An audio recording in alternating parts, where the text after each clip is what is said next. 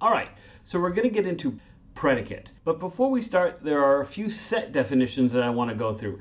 I'm pretty sure we talked about these, if not in past videos, at least in class, but they bear repeating because they come up a lot.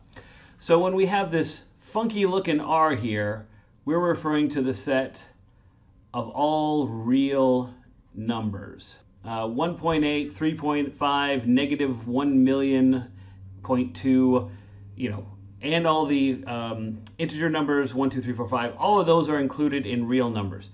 When we talk about the Q, we refer to all numbers that can be expressed by ratios. So in addition to all the real numbers, that includes irrational numbers. We won't deal with that much in this class, but you should know that set. When we talk about Z, we are referring to all integers, right? So any whole number, 0, 1, 2, 3, negative 5, negative 28, all of those are integers. N refers to natural numbers. Those are our counting numbers, 0, 1, 2, 3, 4, 5. And I forgot to put a little plus there, which refers to the non-zero natural numbers. So same as the natural numbers, except 0 doesn't count. Oh, one more set we need to be aware of, and that's my funky little P there. You get the idea. And that is the set of primes. And I'm sure we all remember, a prime number is a number that is only divisible by 1 and itself. So 1, 3, 5, 7, 11, those are our starting primes. We're going to be using these sets throughout this unit and later on in this semester to kind of prove things about functions that have these sets as their domains. All right, so I just wanted to start off by clarifying that. Okay, once we've established that, let's take a look at another example here. Let's say that x squared, let me clean that up a little, x squared is greater than 1. Is that true or false?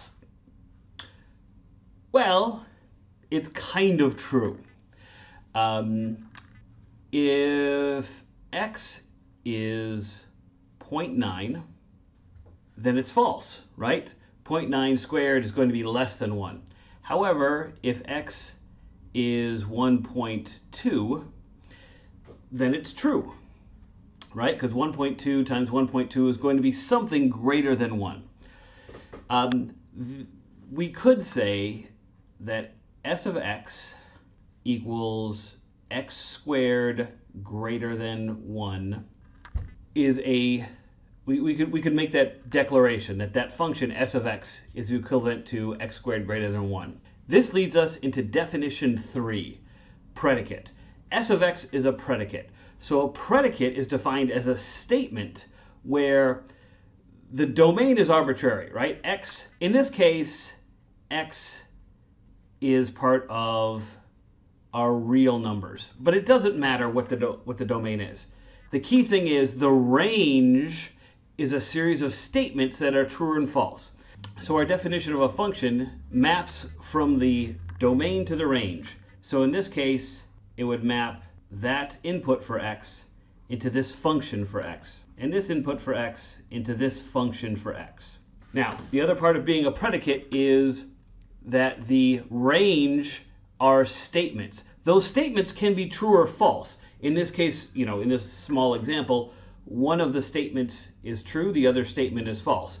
But the key thing is the range is statements. The domain is arbitrary, but the range is always statements. About those statements, we can say that they are true and false. Okay, so we would write this out as, x such that s of x is true. That is our truth set. So our truth set is all values of x. I should write this here so you know this is a definition. Truth set. All values of x such that s of x is true. So in our limited example here, we only have one item that's in the truth set. But obviously, there are infinite items in the truth set. And that's where things start to get tricky with predicates. When we were talking about propositions, we had a finite number of range, and we could, if pushed, we could draw out a truth table for that range. When we start dealing with predicates, we're dealing with bigger problems. And that's why we need some of the tools that come along with predicates, including quantifiers, which we're going to talk about in a second. Before we get to quantifiers, let me go through one more example of a predicate and its truth set. Okay, let's take a look at another example of a predicate. P with x and y being the domain, and then the range is x greater than y greater than 0 implies that x squared is greater than y squared. Well, assuming that x and y exist within the set of real numbers, that's my funky R there, what is the truth set for this function? And the answer is all of them, right? For any value x and y, if x is greater than y, and they're both greater than 0, then x squared is greater than y squared for all real numbers, right? We don't have a way to express that truth set. And that takes us to our next definition, quantifiers. And the way we express that is with the for all, right? That is the quantifier that says for all x and y that exists inside the real numbers, this statement will be true. Okay, so let's talk about our two quantifiers and how we write them and how we say them. Our first quantifier is for all, and we usually write it as for all x that exist inside set D, whatever set D is, such that s of x is true. We usually leave off the is true part. It's assumed that we're talking about the truth set here. So what this statement means is any x from D, which is our domain, that you pick, the statement that you come up with in the range, the statement being s of x, is true. Our other quantifier is exists, and other than that we write the same. So this says there exists x in set D such that s of x is true. That means somewhere in that set there is at least one x that when you put it into s of x, the statement that s of x makes will be true. At least one.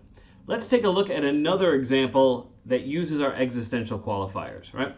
Let's say that we have a function s of b and c, and that's equal to x squared plus b times x plus c, has no roots. And honestly, we should say real roots. That is, roots that are real numbers. Or once you start letting in imaginary numbers, nothing matters anymore. So how do we know the roots for this function here? If you remember your quadratic function, it's negative b plus and minus the square root of b squared minus 4c divided by 2, right? That's how we calculate the roots from that. For all intents and purposes, we can ignore this. That isn't really important with our statement. Our statement is that it has no real roots. The only thing that matters is this right here. Because if we try to take the square root of a negative number, we're going to have imaginary roots, and that's not real. So the real question is b squared greater than 4c? Because as long as b squared is greater than 4c, then taking the square root will be taking the square root of a positive number, and we're okay. If b squared is less than 4 times c, then we're going to end up with a negative number. We can't take the square root of a negative number because the result is irrational. So we could say, for all b and c inside our set of real numbers, such that b squared is greater than 4c. And really, I should put this whole thing inside curly braces, but whatever. The curly braces aren't really necessary. So my statement is, for all b and c that are real numbers, such that b squared is greater than 4c, this statement is true. So what I have here, that describes the truth set of this predicate, right? And you need the for all in order to describe it. You need that universal quantifier. Yeah, remember we call our for all the universal quantifier and our exists an existential quantifier. So you'll see those terms throughout this chapter. But that is the only way to describe this set. If you don't have that universal quantifier, you can't accurately describe the truth set for this predicate. And that's really where predicate logic starts to have some strengths over propositional logic. Okay?